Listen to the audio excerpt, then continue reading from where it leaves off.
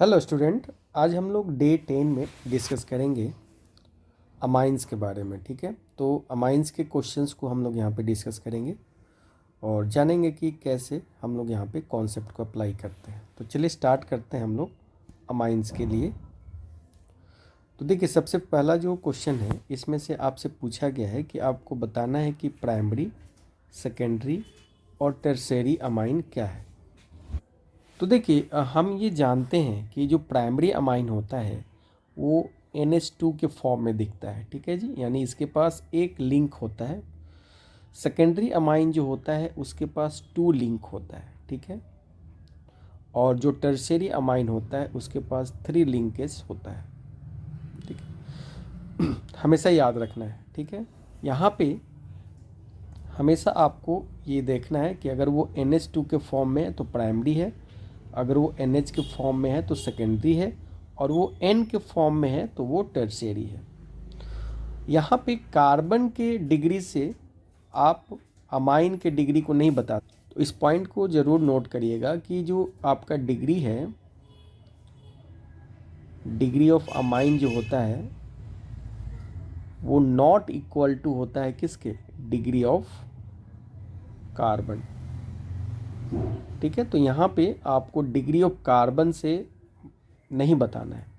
जहाँ भी रहे, चाहे वो किसी भी डिग्री कार्बन से जुड़ा रहे, लेकिन अगर वो NH2 के फॉर्म में है तो प्राइमरी है, NH के फॉर्म में है तो सेकेंडरी है, और N के फॉर्म में है तो वो टर्शियरी है। ठीक है, अब देखिए यहाँ पे ये किस फॉर्म में है, ये NH2 के फॉर्म में है तो आप इसको क्या बोलिएगा, प्राइमरी है। अब देखिए यहाँ ये किस फॉर्म में, N के फॉर्म में है तो आप इसको बोलिएगा टर्शियरी। यहाँ देखिए किस फॉर्म में, NH2 के फॉर्म में है तो आप इसको बोलिएगा प्राइमरी, और यहाँ पे ये किस फॉर्म में, NH फॉर्म में है तो इसको बोलिएगा सेकेंडरी।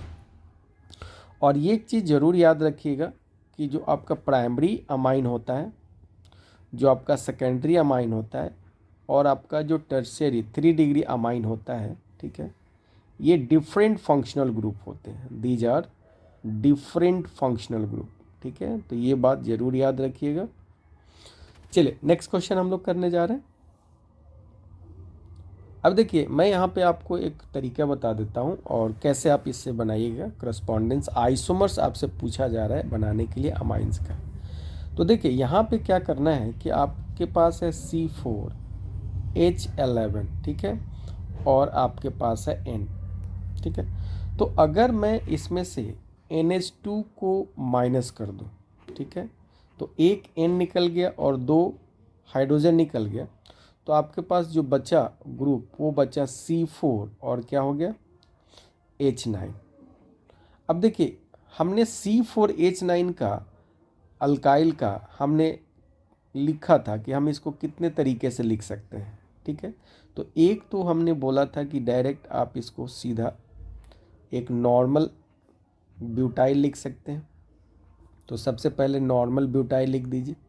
ठीक है, फिर आप इसका एक आइसोब्यूटाइल लिखते हैं तो आइसोब्यूटाइल लिख दीजिए। तो आप यहाँ पे लिखिएगा CH3 और ये आपका हो गया CH2। ठीक है, तो ये आइसोब्यूटाइल हो गया। उसके बाद फिर आप इसका सेकेंडरी ब्यूटाइल लिख सकते हैं, तो आप यहाँ पे इसका सेकेंडरी ब्यूटाइल लिखिए। ठीक है, और फाइनली आप इसका टर्शियरी ब्यूटाइल लिख सकते हैं, तो आप इसका टर्शियरी ब्यूटाइल लिखिए। तो ये तो मैंने आपको बता दिया। ठीक है, NH2 के फॉर्म में, तो आप NH2 को यहाँ पे रख दीजिए। तो जो प्राइमरी आपके पास मिला वो कुछ इस तरीके का मिला।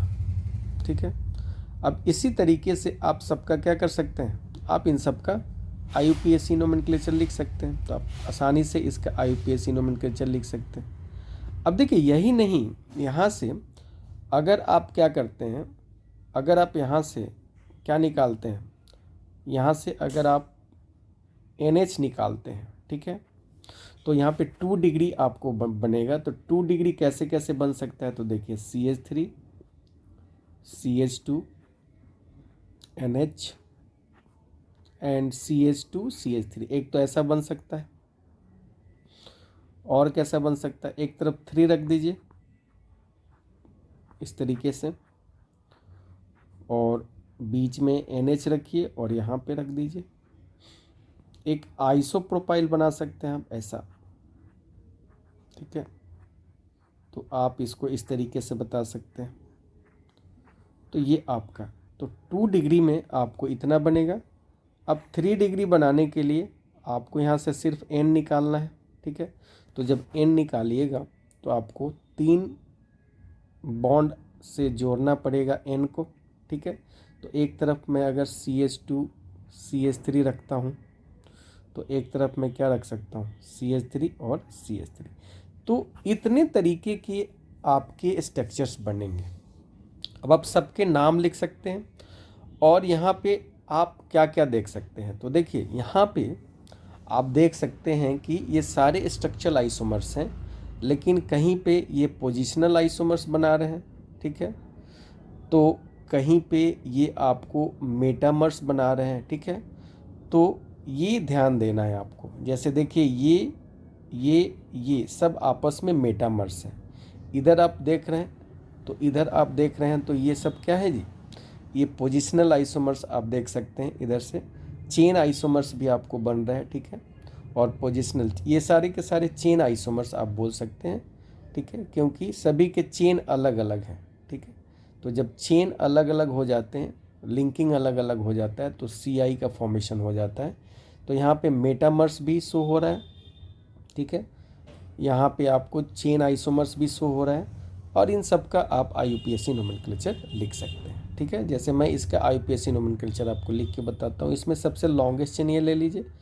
तो N से 2 मिथाइल ग्रुप लिखा है तो 2 बार N लिखना पड़ेगा, NN डाई मिथाइल, फिर लिखिएगा इथेन अमाइन, तो डेट इज इथेन अमाइन। इस तरीके से आप सबका IUPAC नोमेनक्लेचर लिख सकते हैं।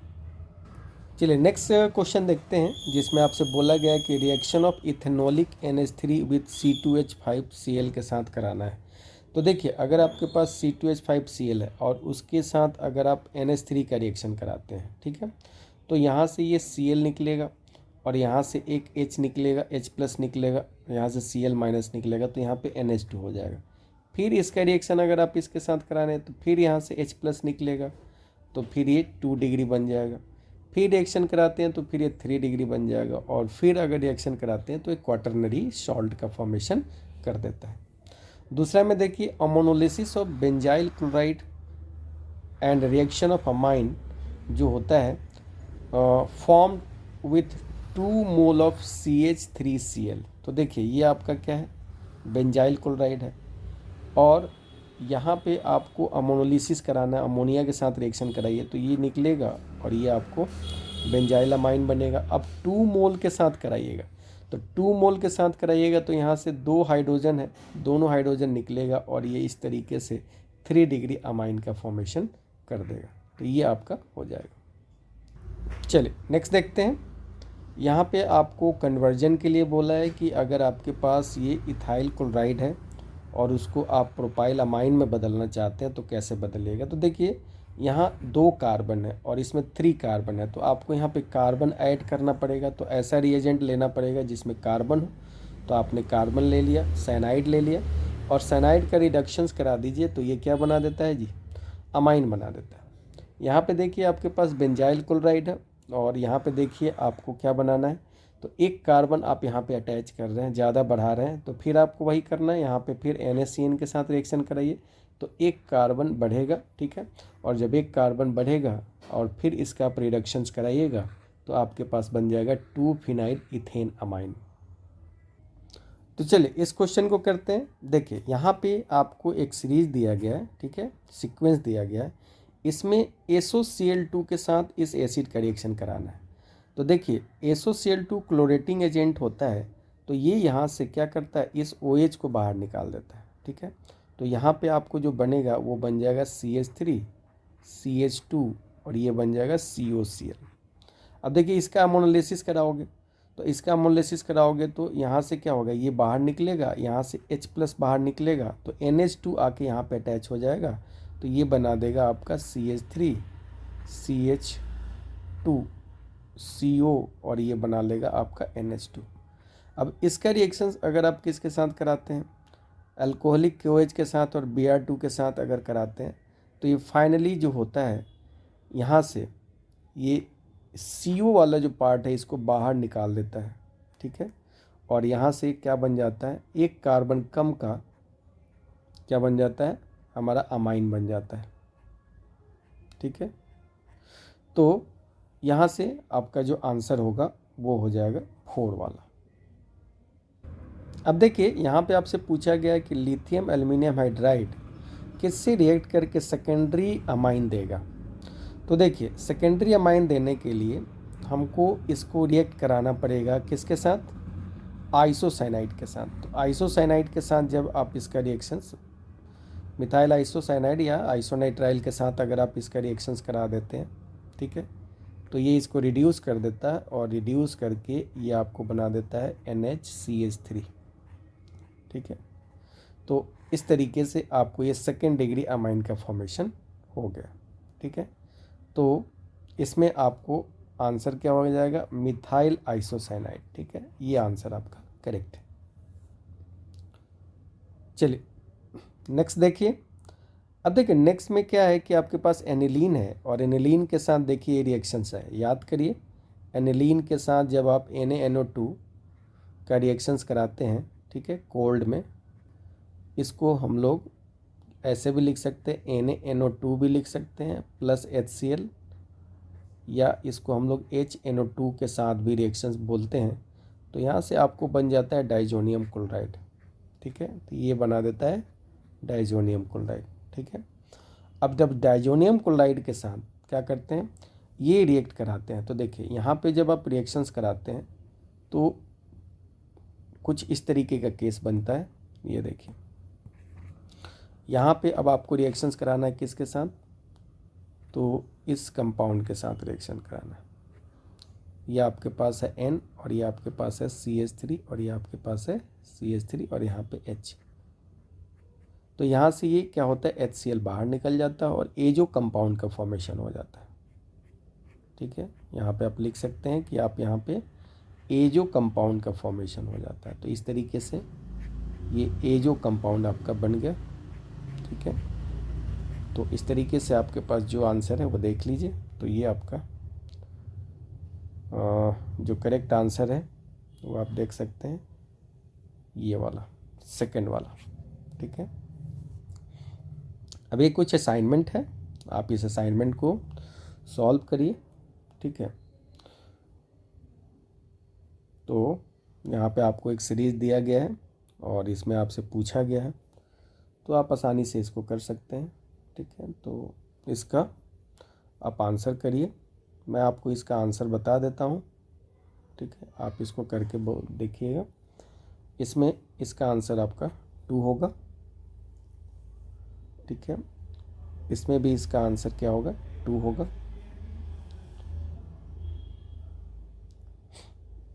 इसका आंसर आपका 3 होगा।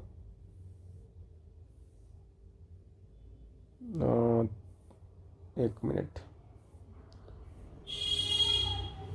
ठीक है। इसका आंसर आपका 2, ठीक है। इसका